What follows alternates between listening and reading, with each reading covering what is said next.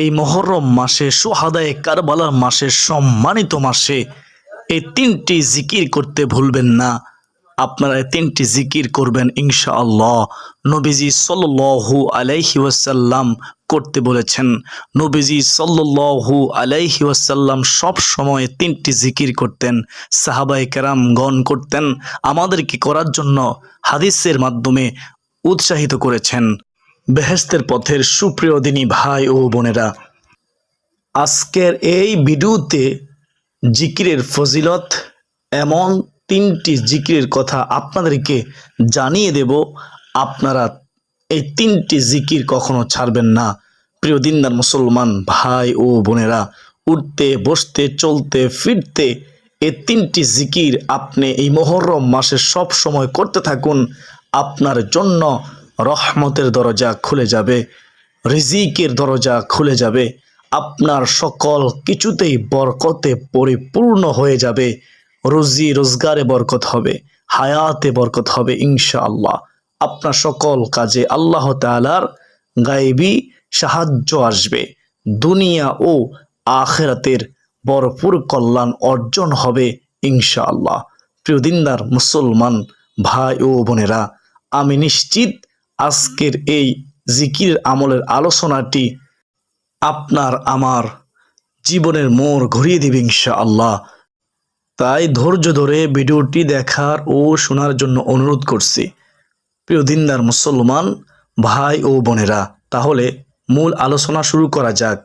হযরত আব্দুল্লাহ ইবনে বশর রাদিয়াল্লাহু তাআলা আনহু তিনি বলেন, নবীজির কাছে এসে এক লোক বলল, আমার জন্য ইসলামের শরীয়তের বিষয়াদিগুলো অতিরিক্ত হয়ে গিয়েছে, সুতরাং আমাকে এমন একটি বিষয় জানান যা আমি মজবুতভাবে আমল করতে পারি।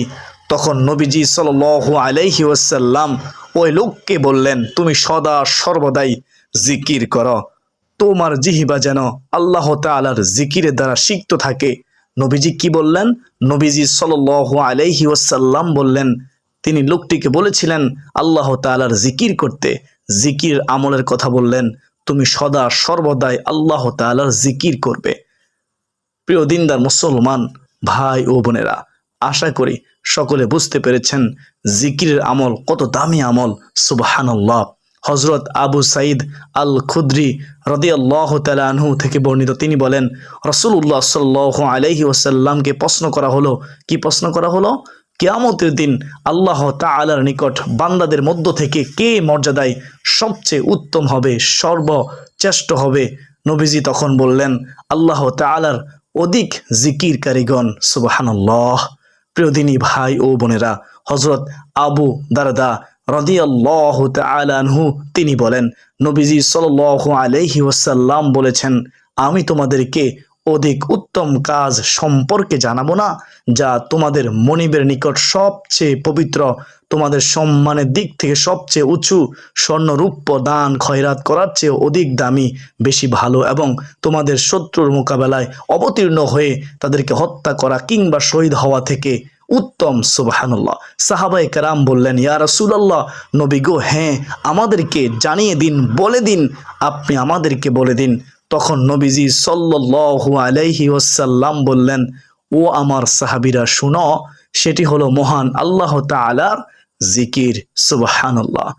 প্রিয় মুসলমান ভাই বোনেরা, হাদিসে নবীজি সাল্লাল্লাহু আলাইহি ওয়াসাল্লাম আল্লাহ তাআলার জিকিরের কথা বলেছেন। পাঁচটি ফায়দা হবে ও শ্রেষ্ঠত্ব বয়ান করেছেন।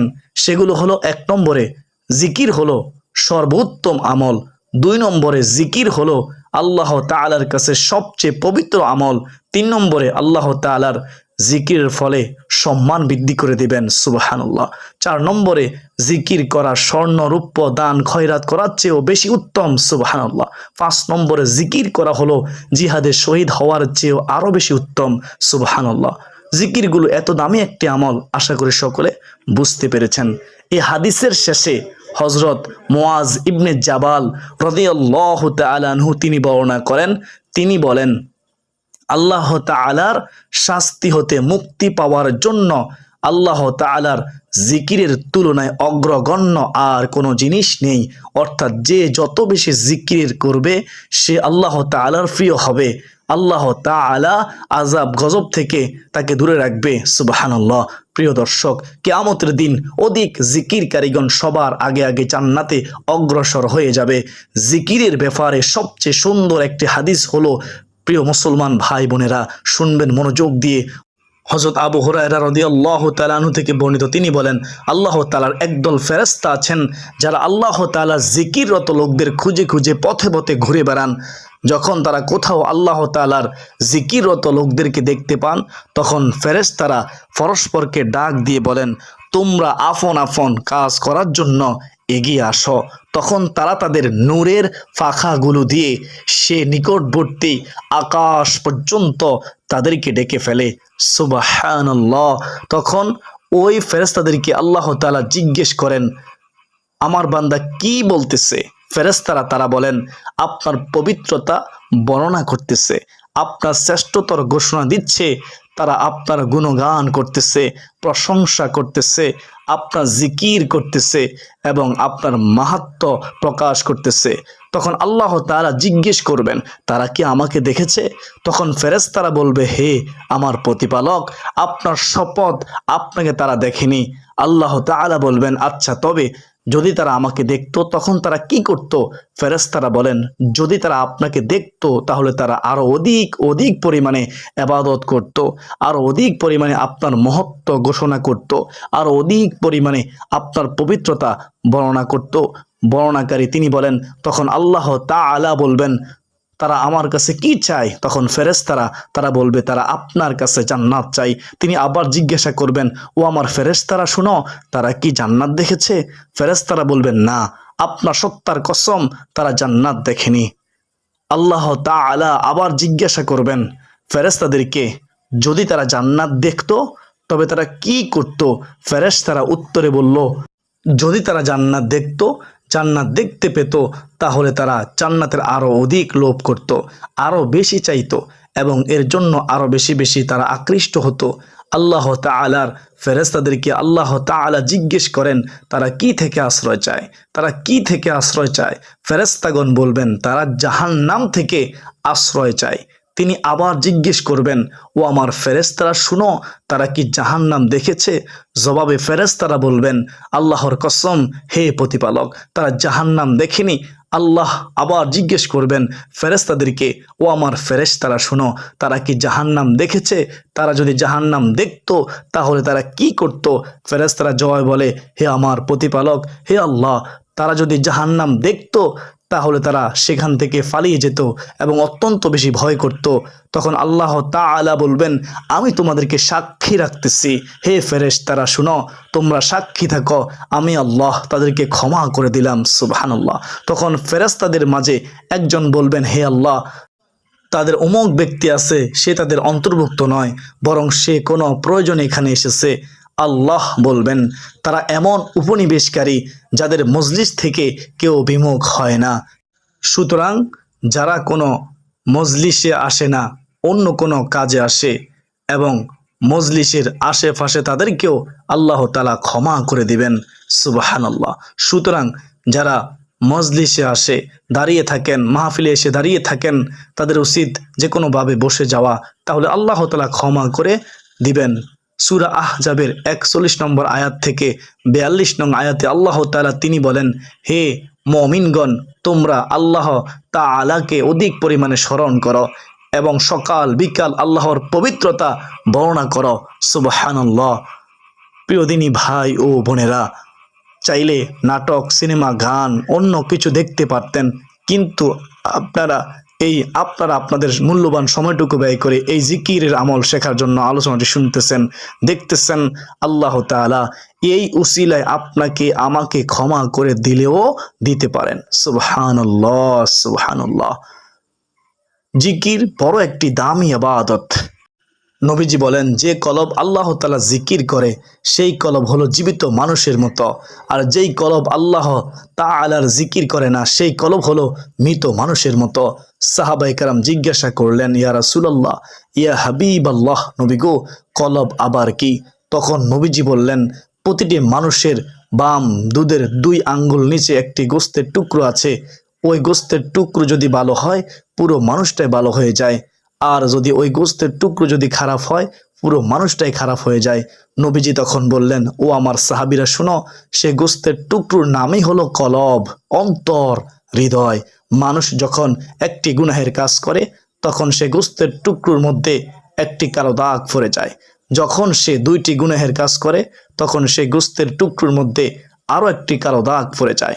তখন সে এমনইভাবে গুনাহ করতে করতে তার কলবে কালো দাগ বাড়তেই থাকে। এক সময় সে কলবটা অন্ধকার হয়ে যায়, সে গোস্তের টুকরোটা একেবারে অপবিত্র হয়ে যায়, অন্ধকার হয়ে যায়। প্রিয় দর্শক, সাহাবায়ে কেরাম নবীজিকে প্রশ্ন করলেন, ইয়া রাসূলুল্লাহ, ইয়া হাবিব আল্লাহ নবী গো, গোস্তের টুকরো আবার কিভাবে পবিত্র করতে হয়?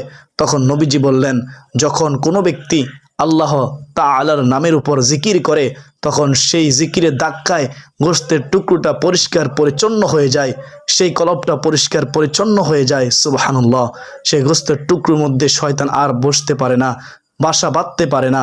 প্রিয় দর্শক, যতদিন বাঁচবেন প্রতিদিন শত ব্যস্ততার মাঝেও এই 3টি জিকির করা কখনো ভুলবেন না, চেষ্টা করবেন। এই মুহররম মাসে চলতে ফিরতে যখন সুযোগ পাবেন 3টি জিকির করতে ভুলবেন না। এই জিকির উসিলা কিয়ামতের মাঠে বিনা হিসেবে আপনাকে জান্নাত দিলেও দিতে পারেন। মহান আল্লাহ তাআলা আপনাদেরকে আমাদেরকে সেই আমল করার, জিকিরগুলো করার তৌফিক দান করুন। আল্লাহুম্মা আমিন।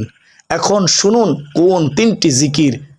1 নম্বরের জিকিরের কথা বলবো, সেই জিকিরটি হলো হযরত আবু হুরায়রা রাদিয়াল্লাহু তাআলা আনহু থেকে বর্ণিত। তিনি বলেন, কোনো বান্দা যদি একনিষ্ঠতার সঙ্গে দিল থেকে মন থেকে আল্লাহ তাআলাকে বিশ্বাস রেখে লা ইলাহা ইল্লাল্লাহ বলবে, তার জন্য আকাশের সকল দরজা খুলে দেওয়া হবে।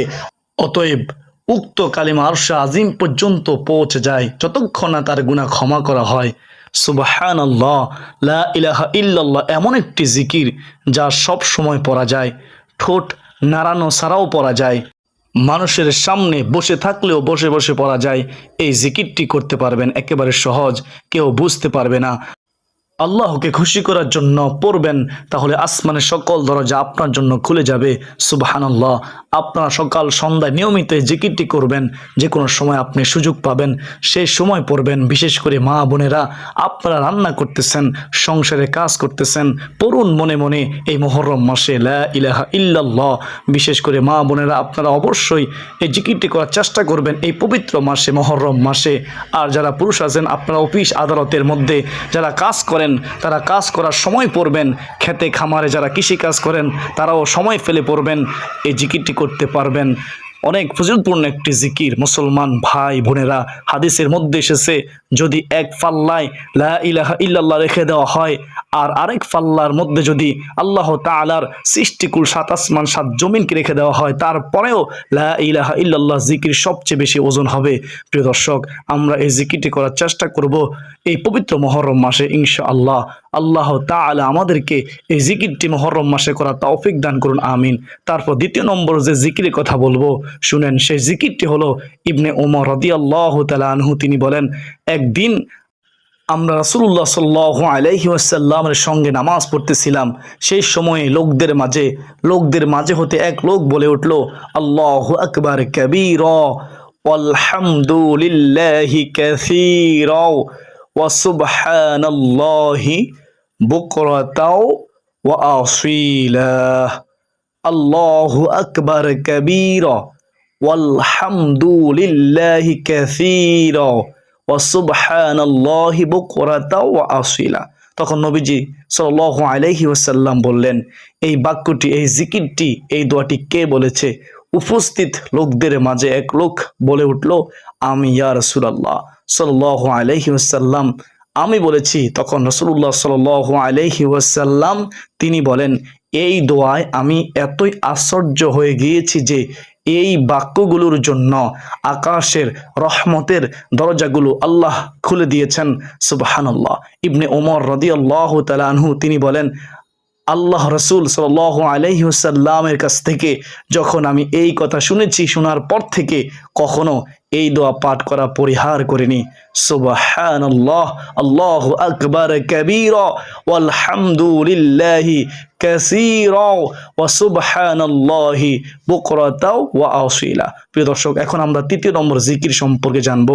তৃতীয় নম্বর জিকিরটি হলো আস্তাগফিরুল্লাহ। এটি একটি জিকির, এটি একটি আমল। এই আমল করলে আপনার দুনিয়ার সকল নেক মাকসুদ আশা পূরণ হবে, অভাব অনটন দূর হবে, গায়েবী শক্তি পাবেন। যেমন সূরা হুদের মধ্যে আল্লাহ তাআলা বলেন, হে আমার কওম, তোমাদের পালনকর্তার কাছে তোমরা ক্ষমা প্রার্থনা করো, ক্ষমা চাও, অতঃপর তারই প্রতি মনোনিবেশ করো। তিনি আসমান থেকে তোমাদের উপর বৃষ্টি দ্বারা প্রেরণ করবেন, উপকারী বৃষ্টি দিবেন এবং তোমাদের শক্তির উপর আরো শক্তি আল্লাহ বৃদ্ধি করবেন। তোমরা কিন্তু অপরাধীর মতো বিমুখ হয়ে যেও না। সুতরাং যে কোনো কাজে মনে প্রাণে ইস্তিগফার করুন, সে কাজে আর ক্লান্তি অনুভব হবে না, কষ্ট অনুভব হবে না, দুঃখ অনুভব হবে না, কারণ আল্লাহ তাআলা শক্তি বাড়িয়ে দিবেন ইনশাআল্লাহ। এই ইস্তিগফার দ্বারা মনের শান্তি আসে। আল্লাহ তাআলা আরও বলেন, আর যারা বিশ্বাস স্থাপন করে এবং তাদের অন্তরে আল্লাহ তাআলার জিকির দ্বারা আল্লাহ প্রশান্তি দান করে। জেনে রেখো, আল্লাহ তাআলার জিকির দ্বারাই অন্তরসমূহ প্রশান্তি পায়। সুবহানাল্লাহ। আর যাদের হৃদয়ে প্রশান্তি হয়ে যায় তাদের জন্য আল্লাহ তাআলা সূরা ফজরের মধ্যে সুসংবাদ দিয়ে বলেন, তুমি তোমার পালনকর্তার নিকট ফিরে যাও এবং সন্তুষ্ট ও সন্তোষভাজন হও। বলুন না সুবহানাল্লাহ। আল্লাহ তাআলা আরও বলেন, অতঃপর আমার বান্দাদের অন্তর্ভুক্ত হয়ে যাও এবং আমার জান্নাতে প্রবেশ করো। মহান আল্লাহ তাআলা বলেন, সুতরাং জিকির করলে অন্তরে প্রশান্তি আসে, অন্তরে শান্তি আসে। জিকির করলে আল্লাহ খুশি হয়, জিকির করলে আল্লাহ জান্নাতে সুসংবাদ দিয়েছেন। সুবহানাল্লাহ। প্রিয় মুসলমান ভাই বোনেরা, তিনটি জিকির অর্থাৎ 1 নম্বরে লা ইলাহা ইল্লাল্লাহ, 2 নম্বরে আল্লাহু আকবার কাবীরা ওয়ালহামদুলিল্লাহি কাসীরা ওয়া সুবহানাল্লাহি বুকরাতাও ওয়া আসীলা, 3 নম্বরে আস্তাগফিরুল্লাহ। এই জিকিরগুলো আমলগুলো করবেন ইনশাআল্লাহ। এই জিকিরগুলোর উপকারিতা আমি প্রথমে বলে দিয়েছি প্রিয় মুসলমান ভাই বোনেরা। তাছাড়াও সুবহানাল্লাহ, আলহামদুলিল্লাহ, আল্লাহু আকবার, এই জিকিরগুলো বেশি বেশি করে এই মুহররম মাসে করবেন। হাদিসে আছে সুবহানাল্লাহ একবার বললে আসমান জমিনের মাঝখানে যত ফাঁকা জায়গা রয়েছে সব ফাঁকা জায়গাগুলোকে আল্লাহ তাআলা নেকি দ্বারা পরিপূর্ণ করে দিবেন। সুবহানাল্লাহ। প্রিয় দর্শক, অবশ্যই আমরা এই জিকিরগুলো করার চেষ্টা করব ইনশাআল্লাহ। আল্লাহ তাআলা যেন আমাদের সবাইকে বেশি বেশি পরিমাণে এই মুহররম মাসে আল্লাহর হুকুম পালন করার পাশাপাশি, নবীজিকে অনুকরণ করার পাশাপাশি, নফল রোজা রাখার পাশাপাশি, নফল নামাজ পড়ার পাশাপাশি এই 3টি জিকির করার তৌফিক আল্লাহ তাআলা আমাদেরকে দান করুন। সকলে বলি আল্লাহুম্মা আমিন। এই জিকিরগুলো করলে সম্মান বৃদ্ধি হয়, এই জিকিরগুলো করলে কলব জীবিত হয়, এই জিকিরগুলো করলে গুনাহ মাফ হয়, এই জিকিরগুলো করলে সম্মানিত হয়, এই জিকিরগুলো করলে অভাব অনটন দূর হয়, এই জিকিরগুলো করলে মরা কলব জীবিত হয়, ঈমানই মৃত্যু হয়, আল্লাহ তাআলা ও রাসূল সাল্লাল্লাহু আলাইহি ওয়াসাল্লাম খুশি হয়। তাই আমরা সব সময় এই জিকির করার চেষ্টা করব ইনশাআল্লাহ। আমি মনে করি যেহেতু আজকের এই গুরুত্বপূর্ণ ভিডিওটি আপনারা শুনেছেন, আপনারা বুঝতে পেরেছেন এবং আপনারা শেয়ার করেও দিবেন ইনশাআল্লাহ। আপনি বিশ্বাস করুন, আপনার একটি মাত্র শেয়ারে অসংখ্য মানুষ 3টি জিকির সম্পর্কে জানবে, 3টি জিকির করবে, আপনিও সওয়াবের ভাগীদার হবেন ইনশাআল্লাহ। আল্লাহ আমাকে, আপনাকে, আমাদের সবাইকে বেশি বেশি জিকির করার তৌফিক দান করুন। আল্লাহুম্মা আমিন। বেহেশতের পথের সুপ্রিয় দিনী ভাই ও বোনেরা, এই মুহররম মাস অত্যন্ত দামি মাস। বিশেষ করে আশুরার দিন 10 মুহররম, এই দিনটি অত্যন্ত গুরুত্বপূর্ণ দিন। ওই দিনে যত পারেন ফজর থেকে শুরু করে মাগরিব পর্যন্ত সারা দিন বেশি বেশি করে 3টি জিকির করবেন, নফল রোজা রাখবেন। 9 মুহররম এবং 10 মুহররম 2টি রোজা রাখার চেষ্টা করবেন। মনে রাখবেন, এই মাস সম্মানিত মাস, শুহাদায়ে কারবালার মাস। আল্লাহ তুমি আমাদের সবাইকে কবুল করো, আমিন।